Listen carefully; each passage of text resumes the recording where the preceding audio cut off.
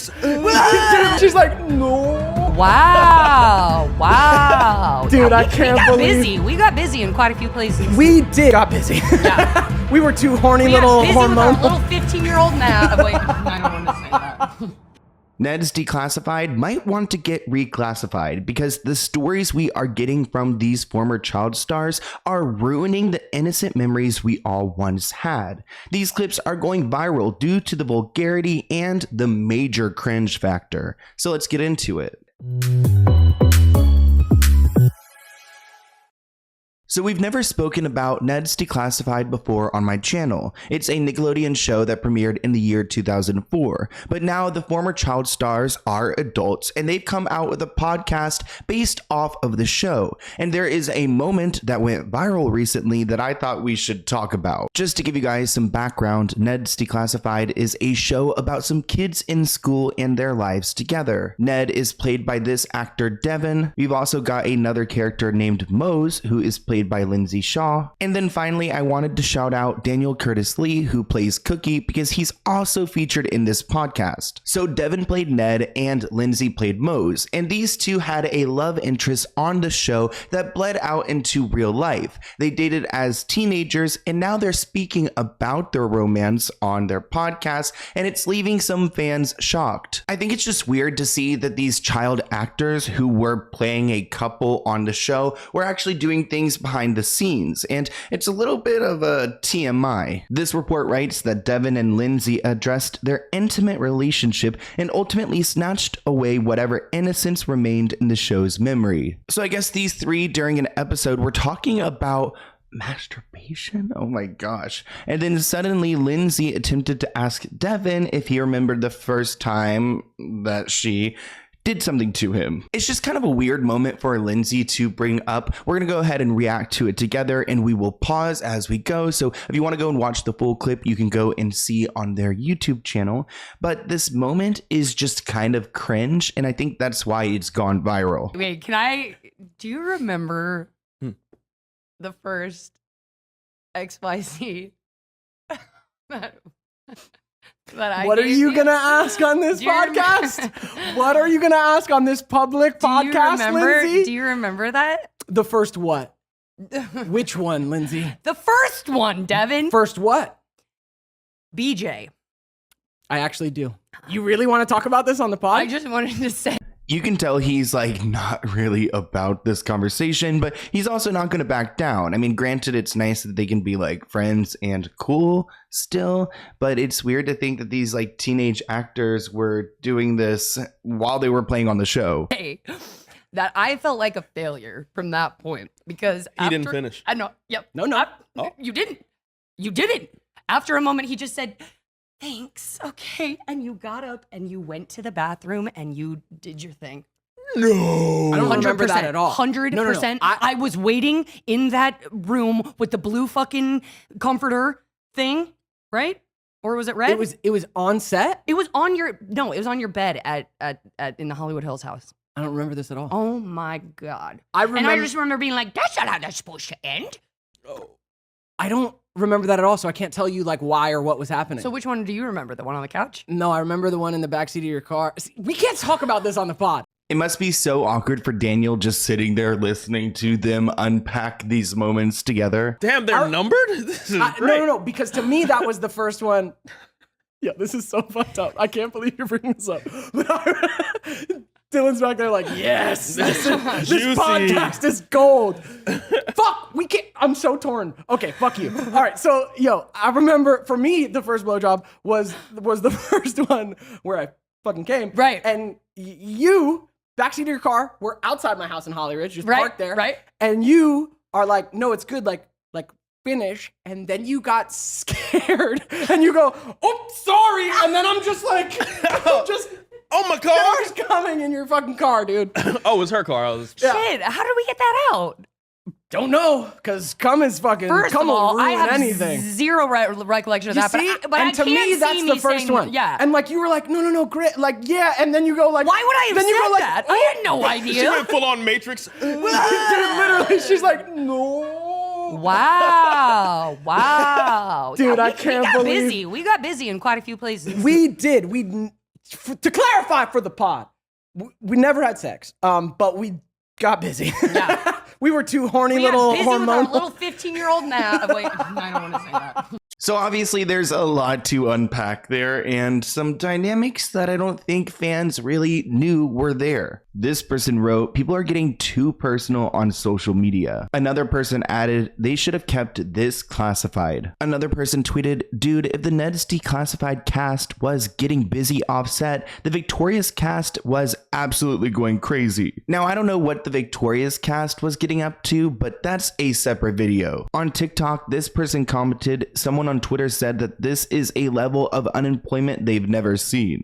Another person wrote, they dramatized Cookie, which I agree. Another person added, no, spill all that tea. We are grown and can hear it all. Which I agree, we are all adults here, so it's appropriate. I think it's just like kind of hard for people to comprehend that these were their favorite child stars at some point. Another person wrote, Mose was teaching Ned's Declassified head survival guide. And then finally someone commented, I'm here for it. I always wanted his Declassified. You guys are going crazy in the comments, but I wanted to take a deeper dive into their relationship because I find it fascinating when there are two, child actors on a show and they are playing parts, but then those parts start to mimic in real life, like the fact that they were dating in the show, but also dating in real life. And Devin opened up about the fact that the script really mimicked their relationship, which I think is kind of a red flag. You and Lindsay were dating when the show ended. Yeah. Were you influenced by the writing, or is the writing influenced by you? Hey, man. Or is it synchronicity, Hey, man? Hey, brother. The power of Chicken the or the universe. egg, brother. 3 years on the show.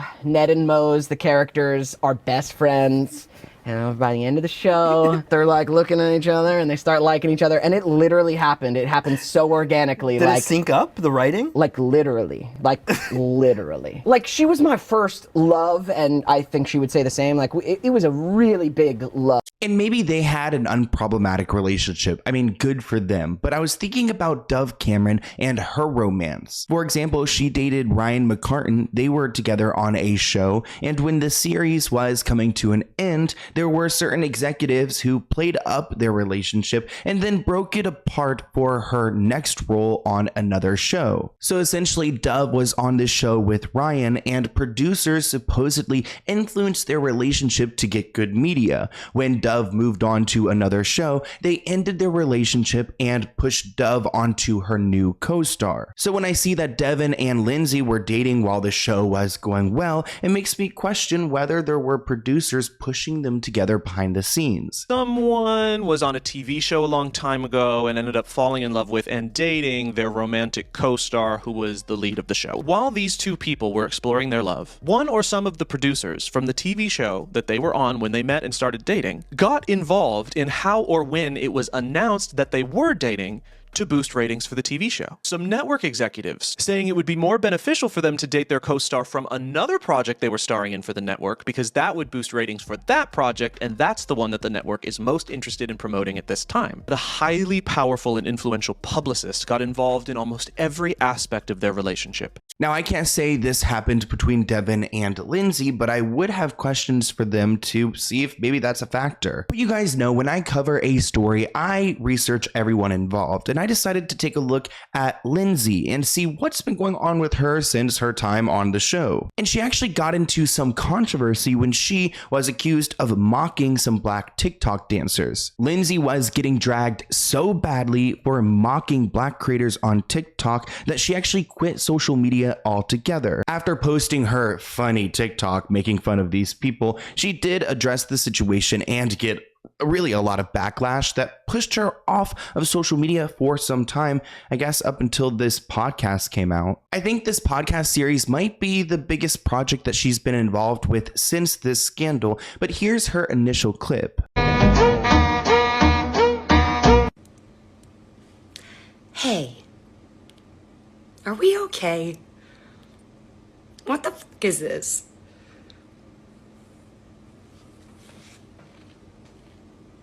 So it's not like she said anything outright racist, but it's just the attitude she had towards the clip and I guess the cultural reference. Lindsay claims that her joke wasn't about race. She was just making fun of the Gen Z generation and what they're doing on the internet. But a lot of people weren't buying her apology. And actually her co-star Daniel Curtis Lee, the same guy from that initial podcast clip, went on to social media to give her some advice. He gave her some advice on how to handle the public, but ultimately she just did this herself, and it's a pretty, bad issue to dig yourself out of. I mean, Daniel Curtis Lee isn't going to fix it all for you, and I don't think crying on social media really helped her as well. Daniel told Lindsay if she's going to respond to these accusations, it would be best if she dealt with it in a lighthearted way, because crying on social media and trying to make yourself seem like a victim isn't going to fly. So let's take a look at how she responded to this backlash and why her response made it so much worse. Okay. I just have to say right now that the hate in my inbox is not okay. Okay? I did not mean anything in any kind of way. I am learning every day, as I think everybody is. And this kind of hate just needs to evaporate from the planet, no matter who it's directed towards. Crocodile tears, no, dude. Like, this is like my soul out there. If you know anything about what I stand for or what I believe in, you know that it's not this. I am sorry you were offended. I think we all need to vibrate higher for the future. And I know I'm going to keep learning. I think, like, for my own mental health. I believe that she's sad. I don't think that she's necessarily like racist either for the video that she made. It's just like bad taste. But what makes it even a worse taste is this type of response. Like, it's just coming from a place of weakness and insecurity. And I don't think that if you aren't this person, then these comments shouldn't, affect you that much. You should straight up tell us how it is and move along, because you never intended for it to come out that way, but it did come off that way and people read into it. And now this kind of response is why there's so many more headlines over the situation opposed to just kind of squashing it. I needed to take a step back from social media. I kind of felt like that anyway, but it's like, I'm not here to offend or belittle anybody at all. I thought that the millennial and Gen Z thing was a thing on TikTok. The intention wasn't that serious, y'all. So, yeah, I gotta just go off of here for a little while, but I appreciate you, I love you, and I'll be back. And I hope that I know more, and I hope we all have a little more compassion and understanding. So that marked the beginning of her social media break until she had this podcast series and so much more. So she's back on the scene. She's okay. She's healed. I think she's probably learned a lesson. And it does seem like this Devin guy always has her back. He put out a statement when this went on and he defended Lindsay. So they have had a great relationship, clearly. But even though Lindsay is back with this new podcast and she's learned and now she's woke and she knows how to behave on social media, she's still finding herself in some conflict. Lindsay posted an episode clip directed towards Alexa Nicholas, who is a friend of the channel. She was on Zoe 101 and actually was very close friends with Lindsay Shaw. But Lindsay speaks about her in kind of a demeaning way, and Alexa has responded to this clip and this moment online. Alexa wrote on Twitter, "This is how it all started. I tried to handle the whole thing privately and ask for a private apology a while ago, but nope." So she's asking for an apology for this moment that we're going to take a look at in a sec. But she continues, "With Britney Spears as an example, we all need to collectively say no more to calling survivors crazy and making money off of it." She continued, "This is why I repeatedly say Britney Spears was the only person to ever apologize in Hollywood. It means a lot. Bless her. I'm done with the bullying from Nick Stars." And it is kind of sad to see how she speaks about Alexa, because they were so close at some point that it doesn't really make sense to me that she would speak so poorly on her. And she even kind of like talked about the Eat Predators movement at some point, kind of just like, side eyeing it. And I just feel like she should be supportive, if anyone. The amount of times my Alexa has gone off in the last minute. It's still going off. They should have picked a different name, but let's go ahead and react to this. I just like empathize with her mom. Dude, I got in a fist fight with her mom. Sure. Oh, because her mom was, Sorry. her mom was acting all kinds of like, you know, she was a lot. like moms. Yeah, Like a yeah. lot. And I also just, and I also Okay, like I said, they were close and they would hang out with each other. And she's speaking about a time where she fought Alexa's mother. And it's just kind of weird. Like, I've met Alexa's mother and she's a totally, I'm like looking at Alexa. And she's a totally fine person. So I don't know why Lindsay's bringing this up now. I just like empathize with her mom. Dude, I got in a fist fight with her mom. Sure. Oh, Because her mom was, Sorry. her mom was acting all kinds of like, you know, just she was a lot. like moms. Yeah, Like a yeah. lot. And I also just, and I also just want to protect her. And so like she wouldn't let us leave one night. She was like just holding on to Alexa. And I was How like, old were you? Bitch. How old were you? I mean, Late teens, 18. right? Yeah. oh. Wow, that's when she went crazy on you on Facebook, and I was like, okay, I knew you were like tough and like what, like, you know, but I was like, this is like it was like Unhinged. It was about Beyonce or something. Oh, And- everything's about And Beyonce. she's like, she's not a god.